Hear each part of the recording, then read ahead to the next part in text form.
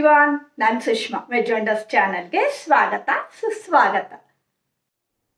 First ನೋಡಿ, ಒಂದು ಸ್ಟ್ರೇನರನ್ನು ನಾನು ರೆಡಿ ಮಾಡ್ಕೊಂಡಿದ್ದೀನಿ. ನೀವು ಸ್ಟ್ರೇನರ್ನಲ್ಲಿ ಆದರೂ ಮಾಡ್ಕೊಳ್ಬೋದು, ಇಲ್ಲಾಂದರೆ ಒಂದು ಬಟ್ಟೆ ಕೂಡ ಯೂಸ್ ಮಾಡ್ಬೋದು.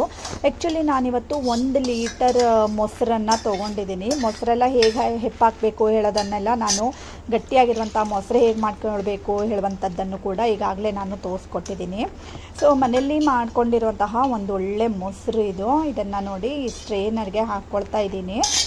ಗಟ್ಟಿ ಮೊಸರಾದರೆ ತುಂಬ ಚೆನ್ನಾಗಿ ಬರುತ್ತೆ. ಆದಷ್ಟು ಎಮ್ಮೆ ಹಾಲು ಅಥವಾ ಸ್ವಲ್ಪ ಫ್ಯಾಟ್ ಇರುವಂತಹ ಹಾಲಿನಿಂದ ನೀವು ಮೊಸರನ್ನು ಮಾಡಿಕೊಂಡ್ರೆ ಶ್ರೀಖಂಡ್ ಕೂಡ ತುಂಬಾ ಚೆನ್ನಾಗಿ ಬರುತ್ತೆ. ಸ್ಟ್ರೇನರ್ಗೆ ಹಾಕಿ ನಾನು ನೆಕ್ಸ್ಟ್ ಡೇ ಈ ಥರ ಓಪನ್ ಮಾಡ್ತಾ ಇದ್ದೀನಿ. ನೋಡಿ ಫ್ರೆಂಡ್ಸ್, ಫುಲ್ ನೀರೆಲ್ಲ ಇಳ್ಕೊಂಡು ಸ್ಟ್ರೇನರ್ನಲ್ಲಿ ಗಟ್ಟಿಯಾಗಿರುವಂತಹ ಮೊಸರು ರೆಡಿ ಆಗುತ್ತೆ.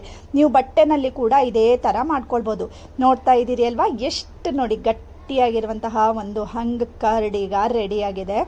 ಇವತ್ತು ನಾನು ತೋರಿಸ್ಕೊಡ್ತಾ ಇರುವಂಥದ್ದು ಮ್ಯಾಂಗೋ ಶ್ರೀಖಂಡ್ ಅಥವಾ ಅದಕ್ಕೆ ಆಮ್ರಖಂಡ್ ಅಂತ ಹೇಳ್ತೀವಿ. ಆ್ಯಕ್ಚುಲಿ ಮಹಾರಾಷ್ಟ್ರದ ಕಡೆಗೆ ಇದು ತುಂಬಾ ಫೇಮಸ್ಸು. ನೆಕ್ಸ್ಟ್ ನೋಡಿ, ನಾನು ಒಂದು ಅಗಲವಾದ ಪಾತ್ರೆನ ತೊಗೊಂಡಿದ್ದೀನಿ. ಅದಕ್ಕೆ ಸ್ಟ್ರೇನರ್ಗೆ ಹಾಕ್ಕೊಂಡಿರುವಂತಹ ಮೊಸರನ್ನು ಹಾಕ್ಕೊಂಡಿದ್ದೀನಿ. ನೋಡಿ ಮೊಸರು ಎಷ್ಟು ಚೆನ್ನಾಗಿ ಕಾಣಿಸ್ತಾ ಇದೆ ಅಲ್ವಾ. ಫುಲ್ ಸ್ಟ್ರೇನರ್ಗೆ ಹಾಕಿ ಗಟ್ಟಿಯಾಗಿರುವಂತಹ ಮೊಸರು ಈಗ ರೆಡಿಯಾಗಿದೆ. ಇದಕ್ಕೆ ಈಗ ನಾವು ಒಂದೊಂದೇ ಇಂಗ್ರೀಡಿಯೆಂಟ್ಸನ್ನು ಆ್ಯಡ್ ಮಾಡ್ತಾ ಹೋಗೋಣ ಫ್ರೆಂಡ್ಸ್. ಫಸ್ಟ್ ನೋಡಿ, ಇದಕ್ಕೆ ನಾನು ಸಕ್ಕರೆ ಪುಡಿನ ಹಾಕ್ಕೊಳ್ತಾ ಇದ್ದೀನಿ. ನೀವು ಡೈರೆಕ್ಟಾಗಿ ಸಕ್ಕರೆ ಕೂಡ ಹಾಕ್ಕೊಳ್ಬೋದು. ಬಟ್ ಏನು ಗೊತ್ತಾ, ನಿಮಗೆ ಜಾಸ್ತಿ ಟೈಮ್ ಎಲ್ಲ ಇರಲಿಲ್ಲ ಅಂತಾದರೆ ಸಕ್ಕರೆ ಹಾಕ್ಕೊಂಡು ಬೀಟ್ ಮಾಡ್ಕೊಳ್ಳೋದು ತುಂಬ ಆಗುತ್ತೆ. ಈ ಥರ ನೀವು ಸಕ್ಕರೆ ಪುಡಿನ ಯೂಸ್ ಮಾಡೋದ್ರಿಂದ ಕ್ವಿಕ್ಕಾಗಿ ಮಾಡ್ಕೊಳ್ಬೋದು. ಮತ್ತು ನಮಗೆ ಜಾಸ್ತಿ ಸ್ಟ್ರೇನ್ ಕೂಡ ಆಗಲ್ಲ. ನಾವು ಬೀಟ್ ಚೆನ್ನಾಗಿ ಒಂದು 3-4 ಸಾರಿ ಈ ಥರ ಫಾಸ್ಟಾಗಿ ಬೀಟ್ ಮಾಡಿಕೊಂಡ್ರೆ ಮಿಕ್ಸ್ ಆಗಿಬಿಡುತ್ತೆ.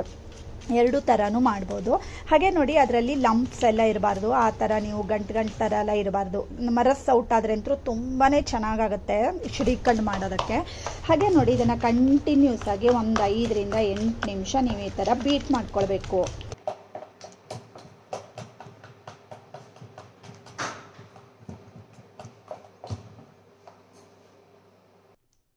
ಫುಲ್ ನೋಡಿ ಈ ಥರ ಬೀಟ್ ಮಾಡಿ ಅದು ನೈಸಾಗಿ ಒಂದು ಪಲ್ಪ್ ಥರ ರೆಡಿ ಆಗುತ್ತೆ. ಆಗ ನಾನು ಮ್ಯಾಂಗೋ ಪಲ್ಪನ್ನು ಹಾಕ್ಕೊಳ್ತಾ ಇದ್ದೀನಿ. ಇದೇನು ಇಲ್ಲ ಫ್ರೆಂಡ್ಸ್, ಒಳ್ಳೆ ಚೆನ್ನಾಗಿರುವಂತಹ ಆಪೂಸ್ ಮ್ಯಾಂಗೋನ ತೊಗೊಳ್ಳಿ, ಅದನ್ನು ಕಟ್ ಮಾಡಿಕೊಂಡು ಮಿಕ್ಸರ್ಗೆ ಹಾಕಿ ಈ ರೀತಿ ಪಲ್ಪನ್ನು ರೆಡಿ ಮಾಡ್ಕೊಳ್ಳಿ ಅಷ್ಟೇ. ಹಾಗೆ 1 ಚಮಚ ಏಲಕ್ಕಿ ಪುಡಿ ಕೂಡ ಸೇರಿಸ್ಕೊಳ್ತಾ ಇದ್ದೀನಿ.